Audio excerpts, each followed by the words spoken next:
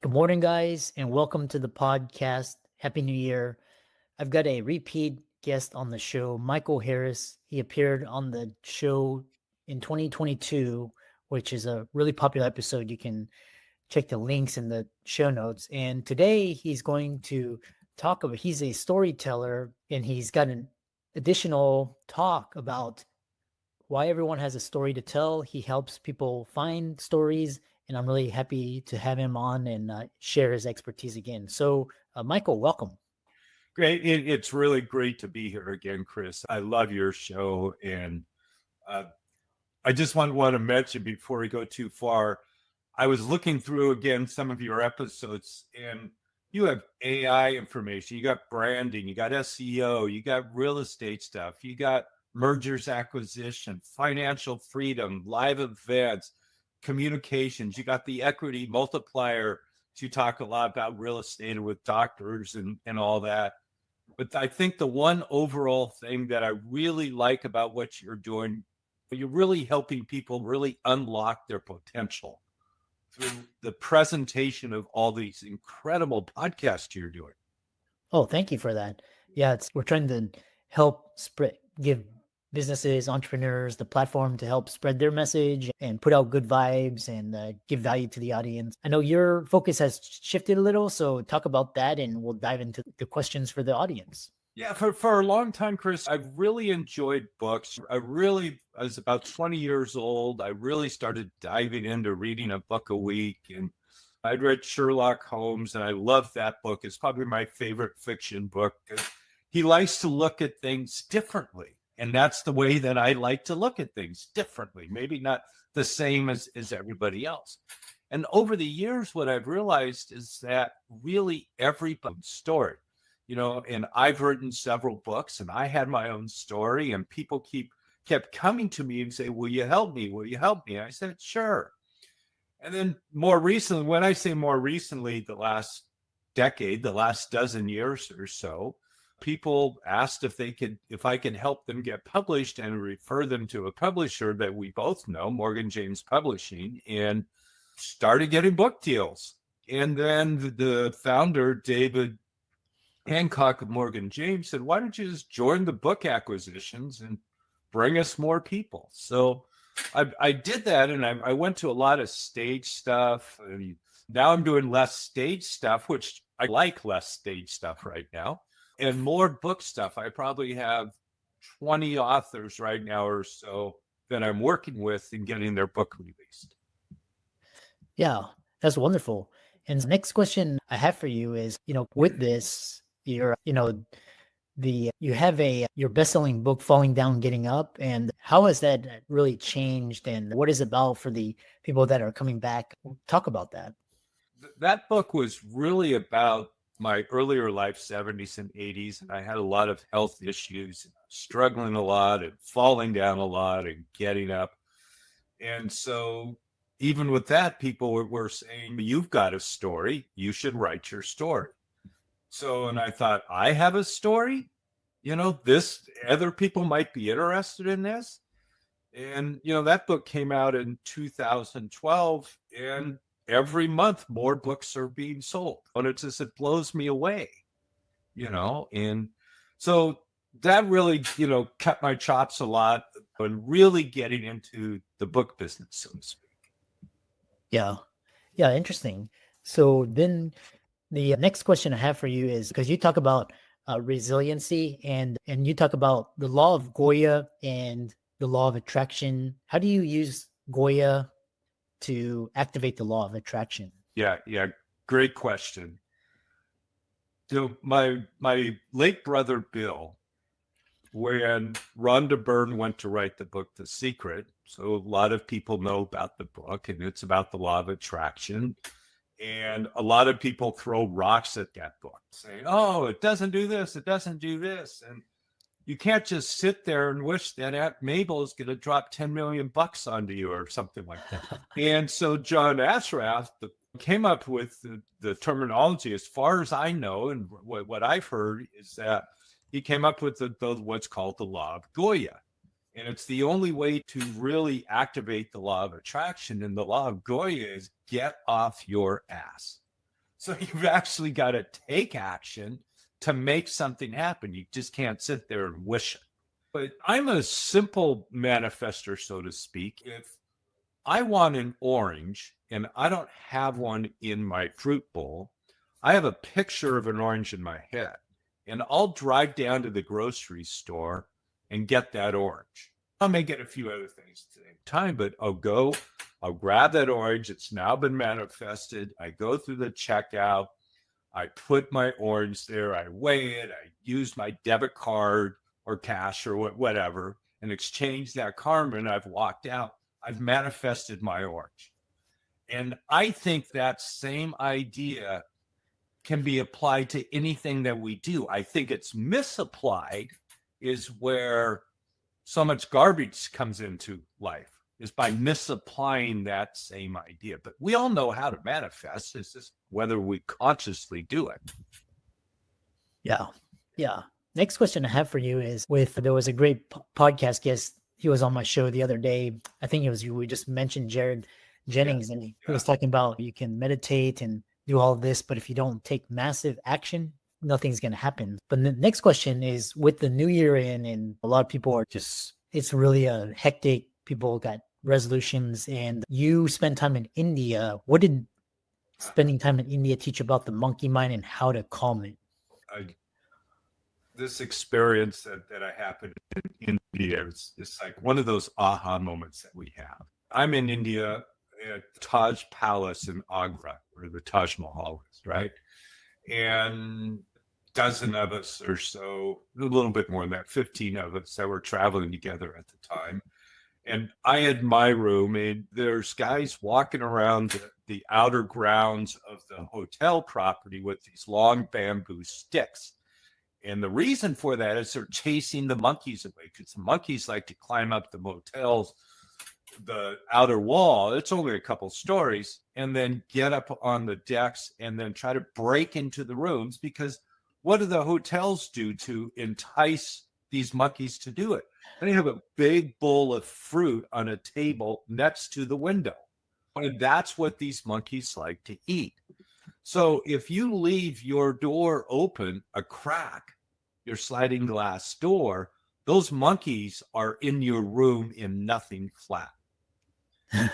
Right? They're in there. You walk out of the shower and they're going to attack you because they want that fruit. It's just get away. It can be pretty ferocious sometimes, some of those little monkeys. But what I realized back then, and that was 2002 that I was there. So it's been 22 years ago. And prior to that, there's this idea of the monkey mind. And, we all get the monkey mind, and it's all swirling and all this other kind of stuff. And what I realized I was doing when the monkeys used to show up in my mind is I'd give them bananas and it would calm them down. But then I realized I needed to stop doing that, because by giving them bananas, invited them in the first place, right? So if I stopped putting bananas in my head when they would show up to calm them down, they wouldn't even show up. So it took a little bit to get through that, because they would come and they would scratch a little bit, right, in my mind. But eventually they start to go away. You don't put that bowl of fruit in the window and they won't show up. Yeah. Yeah. Interesting. Which brings me to a follow-up question, is a lot of Eastern or these teachings, they talk about, as opposed to, because you're talking about putting up buffers, and a lot of teachings teach you to go with it and manage it. So what's the difference between just resisting all these intrusive thoughts versus like this headspace mindset where you just acknowledge and let it go? Oh, I don't think that they're necessarily mutually exclusive. And I've been meditating for years and practicing yoga for 37 years, a long time. And I've actually owned a couple of yoga studios and taught meditation and all that. And certainly in meditation, part of the practice is learning to let go, right? But at the same time, there's going to be this stream, that's coming through us, and all these thoughts are coming up about whatever is coming up. It could be anything. Yeah. And we think that if we're in meditation and we have all these thoughts coming through, that somehow we're not doing it right, you know, where that's not really the way that I learned about it. You know, those are natural waves, just like clouds come in and then maybe the sky opens up for a while, it's blue, and then clouds come in again. And that's the way that life is. In at least my mind, sometimes clouds come through and then it opens up and it's blue again. Not blue in the negative sense, but blue in the sunny sense. Maybe it's the way I should say it. These thoughts are natural. Even the bowl of fruit for the monkeys is natural. But if I take that bowl of fruit, it's not really resistance. It's just not feeding that monkey. It's like, why do I want to feed the monkey anymore? I did that long enough, right? How can I just let it go? And I also learned that it didn't necessarily take hours a day of meditation, that I can sit down for 10 minutes a day and get a remarkable experience, but really set my day and get me moving forward. Yeah, I love that. Yeah, there's so much. It's just as life comes at you, it's just kind of these tools and techniques. Another question I have for you is with talking about, because you talk about resiliency and a lot about falling down and getting back up. And you actually spend time with Jay Levinson, the father of guerrilla marketing. What did he teach you about getting up? And actually, I've always wondered why it's called guerrilla marketing. Explain. That's a good question. I don't know why Jay called it guerrilla marketing. That's a really good question. I'm going to find out. And, you know, our friend, and ask David this too when you're at Podfest, because David's like probably one of the top guerrilla marketers in the world right now today. I actually met Jay a number of years ago through David, originally in 2011 when I wrote my book. And even though my Falling Down book was not a marketing book, for some reason, David thought Jay would like it and send it to Jay. And Jay told me that he read the book twice in the same day, the manuscript. And he ended up forwarding the book, even though it's not a marketing book in any sense of the term. But what he said was that resilience and the way that I came back again from my falling down and the early struggles that I had, he says it was like a guerrilla marketing. You were using easy, low-cost techniques to regain your health and regain your life. And that's really what guerrilla marketing is about. It is really finding low-cost, easy tools to use to market your business. It's really interesting. Kind of these things are like social media, and as opposed to using Twitter, these powerful platforms. Next question I have for you is, you talk about the learning. You talk about, what do blackberries have to do with being an entrepreneur? What does that have to do with it? Growing up, my dad was always an entrepreneur. He always owned his own business, multiple businesses. And he always said, find something that people want and sell it to them, right?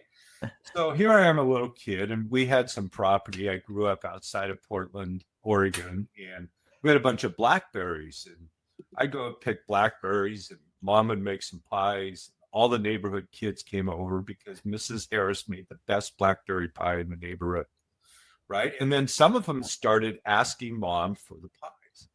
And so I made a deal. I said, Mom, I've got an idea. I says, why don't I go out and pick the blackberries, you bake them, and I'll go around the neighborhood and sell them for $1.